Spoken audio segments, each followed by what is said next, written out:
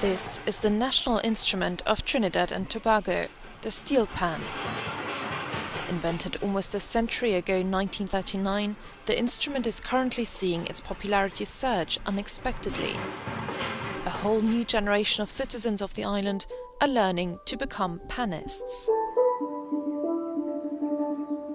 Blessed, I would say, to have this instrument that was born out of rebellion and resilience and really a spirit of a people that went into this and came out, and from African roots to now global acceptance.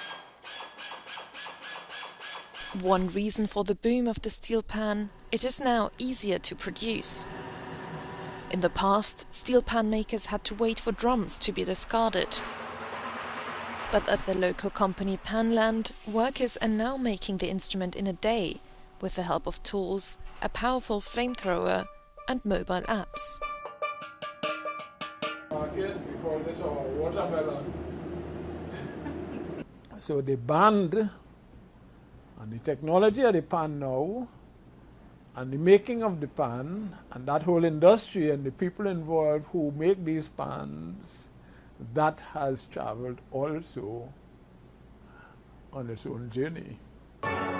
The young generation is also seduced by the sounds and the wide variety of musical genres that are possible to play on the steelpan.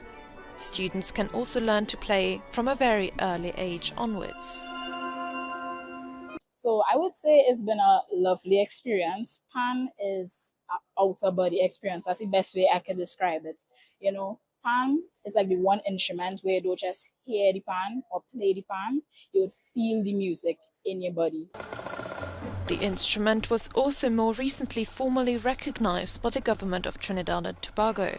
It replaced 3 ships on its national flag. And there is also a World Steelpan Day, celebrated on 11th of August.